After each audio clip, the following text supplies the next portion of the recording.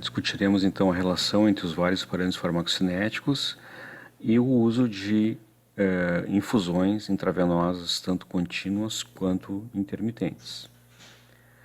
Então, essa lição objetiva é que o aluno conheça a relação entre os diferentes parâmetros farmacocinéticos e como a mudança em um parâmetro afeta os demais, que os alunos consigam, então, descrever a relação entre a taxa de infusão intravenosa contínua com o clearance e como essa taxa se relaciona também com as concentrações encontradas em estado estacionário, que nós possamos estar capacitados a calcular concentrações plasmáticas durante e após infusões intravenosas contínuas e que nos permite também calcular uma dose de ataque apropriada para atingir a faixa terapêutica no início da infusão. Também nós vamos ver como calcular concentrações de pico e de vale em estado estacionário após infusões intravenosas intermitentes.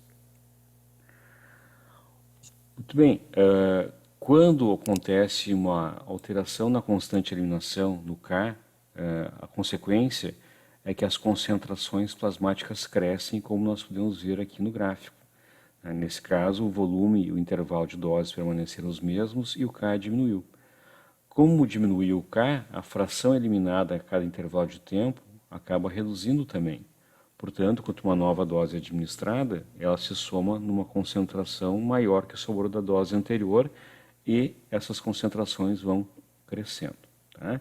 Então, com a redução da constante de eliminação, as concentrações de pico e de vale em estado estacionário aumentam. E a diferença entre elas, entre as máximas e as mínimas, fica menor, porque como uma fração menor é eliminada em cada intervalo de dose, eu tenho, portanto, uma menor diferença entre máximas e mínimas.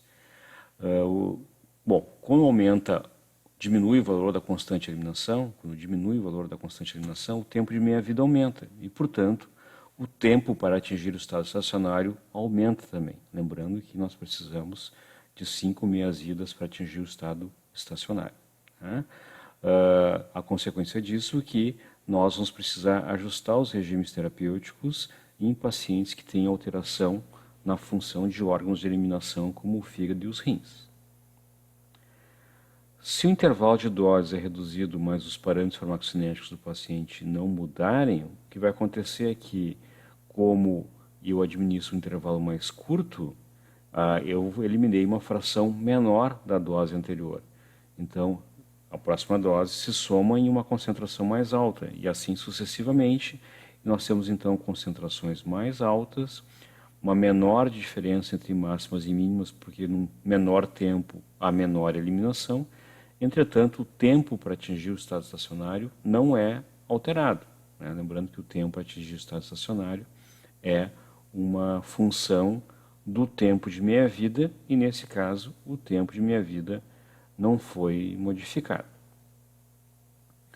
Quando as doses aumentam e os intervalos de dose se mantêm constantes, assim como os parâmetros farmacocinéticos, né, constante de eliminação e volume de distribuição, o que acontece é que as concentrações crescem. E como a fração eliminada permanece a mesma, essa fração de uma concentração mais alta também é um maior número. Né? Então, eu tenho maior flutuação entre máximas e mínimas. Mas, novamente, nesse exemplo, o tempo de meia-vida não foi alterado, portanto, o tempo para atingir o estado estacionário é o mesmo, não diminuiu o tempo para atingir o estado estacionário. Então, eu tenho duas alternativas para aumentar as concentrações para um mesmo paciente. Né? Ou administrar intervalos mais curtos, ou administrar doses mais altas nos mesmos intervalos. O uso de intervalos mais curtos pode ser inconveniente, né, do ponto de vista prático, de administrar um fármaco com muita frequência, demanda mais serviço técnico de enfermagem e tudo mais. E o uso de doses mais altas pode não ser conveniente, porque as concentrações de pico podem ser muito altas e isso pode representar um risco para o paciente em determinados fármacos. Bom, eu posso ter alterações também, então, nos parâmetros farmacocinéticos, clearance e volume de distribuição. O clearance está relacionado, então, com a velocidade de eliminação e o volume com a concentração obtida após uma única dose. E esses parâmetros podem se modificar de forma independente um do outro, ou, em algumas situações, eu posso ter clearance e volume mudando ao mesmo tempo. Então aqui nós temos um exemplo: pacientes com falência renal têm menor clearance de antibióticos aminoglicosídeos, tem uma menor depuração plasmática. E o volume de distribuição desses pacientes também aumenta, porque a oligúria leva à retenção de líquidos. Então tem os dois parâmetros mudando simultaneamente. O volume de distribuição vai aumentar em condições que levam ao acúmulo de água no corpo, como falência renal, falência hepática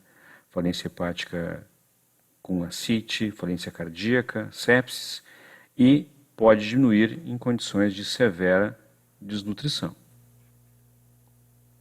Então, nosso desafio, e isso nós vamos explorar ao longo das nossas aulas de farmacocinética clínica, é conseguir determinar o volume e o clearance de um determinado paciente e aí desenharmos um regime terapêutico apropriado para aquele indivíduo. Bom, mudanças no volume impactam também as concentrações plasmáticas. Se o paciente mantém o tratamento com uma mesma dose, no mesmo intervalo de dose, com clearance constante, e por algum motivo houver uma diminuição do volume de distribuição, as concentrações vão crescer, né? E também haverá uma maior flutuação entre concentrações máximas e mínimas, porque as concentrações cresceram, mas a taxa de eliminação permaneceu constante. Se o volume crescer, ao contrário, haverá então uma menor concentração plasmática e, portanto, uma menor flutuação das concentrações entre máximas e mínimas. Então, o volume impacta concentrações plasmáticas de fármacos da seguinte forma: quando o volume aumenta, as concentrações diminuem, e quando o volume de distribuição diminui, sem que hajam outras alterações, as concentrações de pico vão aumentar. O clearance é modificado também por outros fármacos que modificam o fluxo de sangue nos rins. A depuração depende da capacidade do órgão remover a substância e também da vazão de sangue que está sendo aportada naquele órgão. O clearance renal também vai diminuir por competição, por exemplo, com agentes envolvidos na secreção renal. Um exemplo disso é o uso concomitante de probenicida com penicilina. A probenicina reduz a secreção tubular da penicilina, aumentando os níveis plasmáticos por reduzir o seu clearance. Também qualquer agente ou até mesmo estado patológico que modifica o fluxo de sangue chegando no fígado também vai alterar o clearance hepático de fármacos. Doenças hepáticas como hepatite e cirrose diminuem o aporte de sangue nos hepatócitos e, portanto, diminui a capacidade de depuração metabólica do fígado.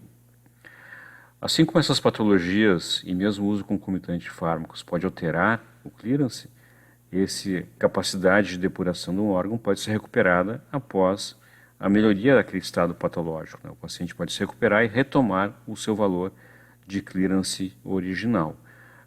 Por isso que é importante que o monitoramento farmacocinético seja feito frequentemente e possa então detectar alterações tanto de relacionadas a uma patologia, como quando acontece a recuperação da função daquele órgão. Tá? Se outros parâmetros farmacocinéticos não estiverem modificados, qualquer redução de clearance vai determinar aumento de concentrações plasmáticas.